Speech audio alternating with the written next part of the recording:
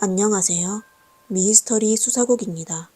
오늘은 크리스마스에 일어난 비극에 대해 말씀드리려고 합니다.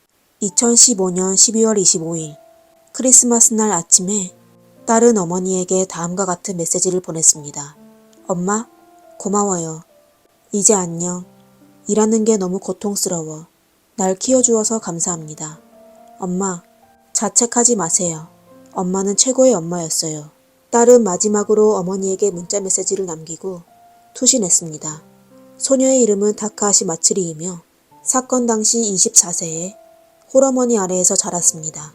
고생하시는 홀어머니를 위해 다카하시는 패기치고 싶어 하지 않았습니다.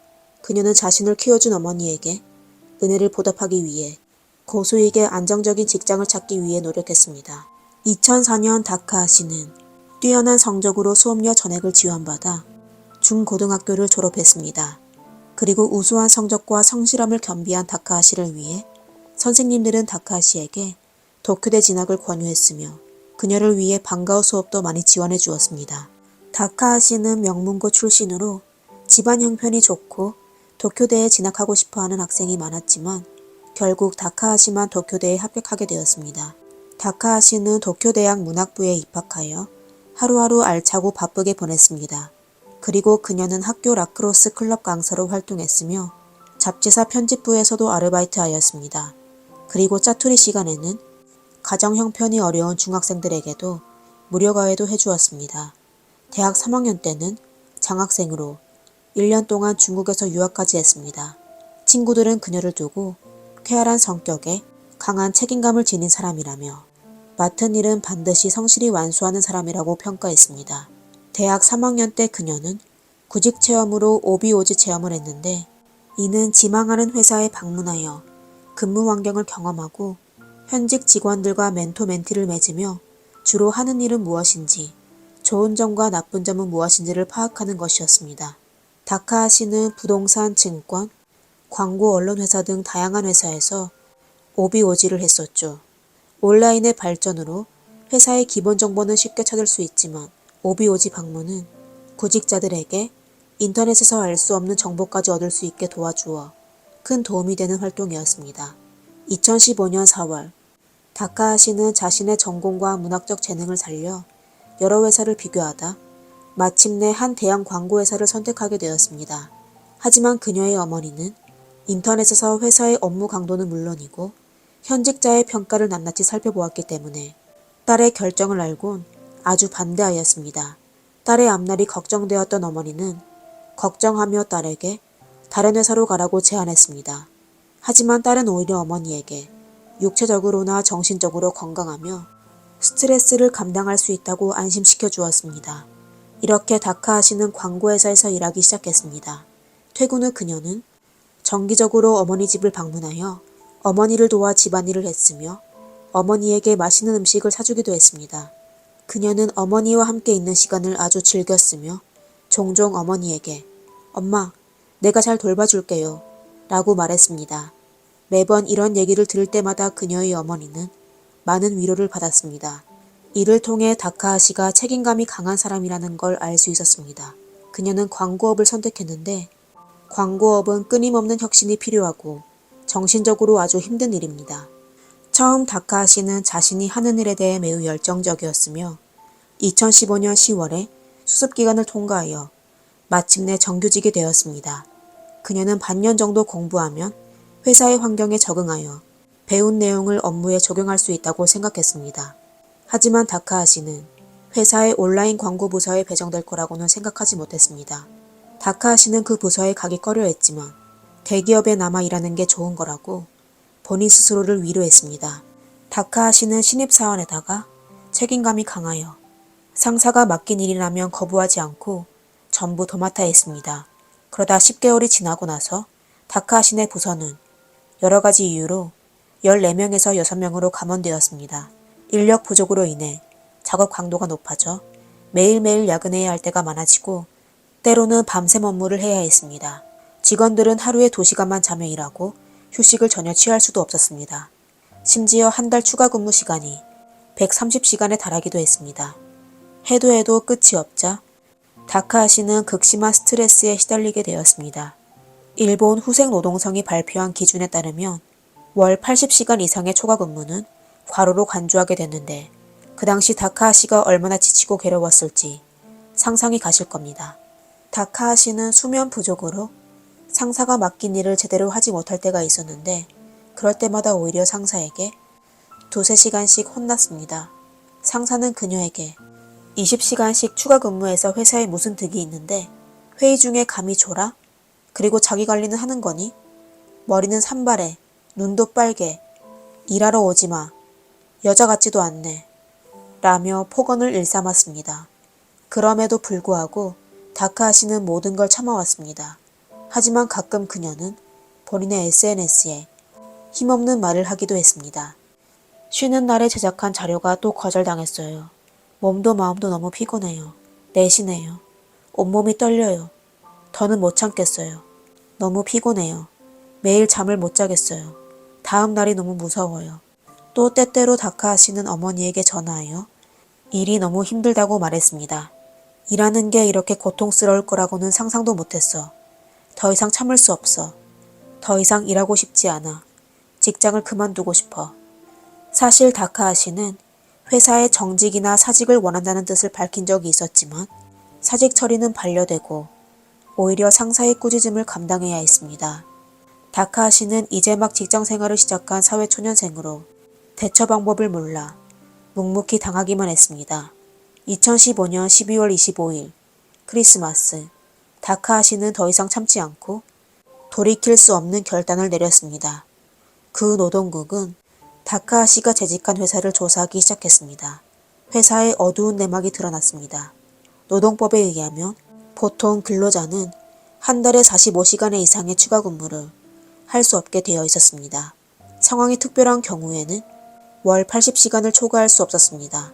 하지만 조사한 결과 다카하시는 실제로 매달 100시간 이상의 추가 근무를 했지만 회사에서는 초과 근무 시간을 조작해 70시간 미만으로 변경했습니다.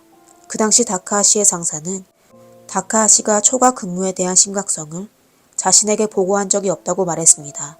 하지만 회사 사람들은 모두 그 사실을 알고 있었습니다. 다카하시는 회사 직원들에게 자주 상사가 형편없다고 말했었습니다. 그리고 그 기간 다카하시는 인사부 사람들에게도 도움을 요청했지만 그 누구도 그녀에게 적절한 조언이나 도움을 주지 않았습니다. 다카하시의 컴퓨터에는 다음과 같은 메일이 남아 있었습니다. 저는 늘 이 회사에 입사하고 싶어 이곳에 입사하게 되었습니다. 하지만 제가 이렇게 열심히 일해왔지만 제 경력에 도움되는 게 없습니다. 이메일을 통해 그녀가 근무할 때의 무력감과 절망을 볼 수 있습니다. 가장 무서운 건 회사에 악마의 10대 원칙이라는 행동 강령이 있다는 것입니다. 예를 들어 네 번째 사항은 발전할 수 있도록 도전할 수 있는 일을 하십시오. 그리고 다섯 번째 사항은 한번 시작한 일을 목숨 걸고 하자고. 아홉 번째 사항은 주변 상황을 항상 확인하여 단 한순간도 게으르지 않아야 진정한 서비스다. 입니다. 이런 행동 강령은 직원들에게 어느 정도의 격려를 부여할 수 있지만 그 규정은 1951년에 4대 사장 요시다 히데요가 제정한 것입니다. 다카하시의 사고가 발생한 2015년에 이미 60년 이상의 세월이 흘러 시대를 따라가지 못한 게 불가피한 일입니다. 하지만 회사는 여전히 그 10개의 강령으로 직원 교육을 하고 있습니다. 다카하시의 사건이 언론을 통해 널리 보도된 후 회사의 또 다른 스캔들도 모두에게 알려지게 되었습니다. 1991년 그 회사의 24살 남직원 오시마 이치로는 회사에 입사한 지 1년 반 만에 고강도 업무와 회사의 열악한 상황을 견디지 못해 자택에서 스스로 목숨을 끊었습니다. 오시마는 한때 한 달에 147시간의 추가 근무를 해야 했습니다. 이것뿐만 아니라 회사의 상사는 직원들에게 참을 수 없는 일을 시킬 때가 많았습니다. 예를 들어 술자리에서 오시마의 상사는 신발에 맥주를 부어 오시마에게 마시라고 하고 심지어 신발로 오시마의 머리를 때리기도 했습니다. 오시마는 1990년 4월에 입사하여 자정까지 일하고 퇴근할 때가 잦았습니다. 처음 입사할 때 그는 다카하시처럼 본인이 젊고 건강하고 또 회사에 갓 입사한 신입사원이라 상사가 지시한 업무에 감히 대응할 엄두도 못 냈을 것입니다. 따라서 그의 상사도 그에 대해 매우 만족해했습니다. 하지만 2년차가 되자 오시마의 야근은 점점 더 많아지게 되어 때로는 회사에서 밤을 새워야 했습니다. 7월이 되자 오시마의 건강은 점점 더 악화되었고 안색도 나빠졌습니다. 그는 상사에게 본인이 자신감이 없고 잠을 잘 수 없으며 우울증 증세가 있고 이상행동을 하게 된다고 자주 말했습니다. 결국 1991년 8월 27일에 오시마는 정신적, 신체적 문제로 완전히 붕괴되어 자택에서 생을 마감했습니다. 오시마의 부모는 회사를 고소하여 아들이 장기간 야근을 하게 되어 우울증에 걸려 이에 따라 목숨을 끊은 것이라고 주장했습니다. 2000년 오시마의 부모가 소송에서 승소하여 회사에서는 1억 6천만 엔, 하나로 약 14억 원을 지불하여 합의하게 되었습니다. 이번 사건은 직원이 과로로 인해 스스로 목숨을 끊은 사건에 처음으로 승소한 사례이기도 합니다. 이에 따라 같은 슬픔을 겪은 많은 가족이 용기를 내어 해당 기업에 맞서 싸우게 되었습니다. 하지만 이 회사는 그렇게 많은 벌금을 물었는데도 변한 게 하나도 없었습니다. 2015년의 회사에서는 같은 사건이 또 발생하여 2016년 9월 30일 근로감독국은 다카하시의 비극이 과도한 추가 근무로 인한 우울증에 의한 것이며 업무상 부상으로 판단하였습니다. 그리고 2016년 12월 23일에 다카하시가 다녔던 회사는 블랙하트 기업선정위원회로부터 블랙하트 기업으로 평가되었습니다. 그 선정위원회는 언론인, 대학 교수, 변호사 등으로 구성된 비영리 단체로 온라인 투표를 통해 이력이 좋지 않은 기업을 선정하였습니다. 그들은 이런 선정을 통해 명단에 있는 기업에 경고하여 구직자들의 건강한 근무 환경을 조성할 수 있기를 기대하였습니다. 2017년 1월 당시 덴츠사의 회장 이시 이나오가 사임하였습니다. 덴츠사는 변한 게 아무것도 없네요. 규칙이라는 게 아무런 가치도 없네요. 그 회사가 대기업이 된 건 그저 운이 좋았을 뿐이네요.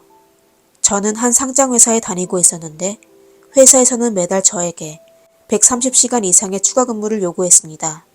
노동청에 2번이나 갔지만 아무런 문제도 해결되지 않았습니다. 인터넷의 발달로 이메일과 전화, 그리고 SNS를 통해 구직자를 쉽게 찾을 수 있는 세상이 되었습니다. 과연 좋은 걸까요? 나쁜 걸까요? 모든 사람의 마음속에 자신만의 대답이 있다고 생각합니다. 회사가 맞지 않는다고 생각한다면 한번 고민해 보세요. 어쩌면 당신은 다른 분야에서 성공할 수 있을 것입니다. 모두가 자신에게 더 잘 맞는 회사를 찾을 수 있기를 바랍니다. 시청해 주셔서 감사합니다. 미스터리 수사국이었습니다. 다음 영상으로 찾아오겠습니다.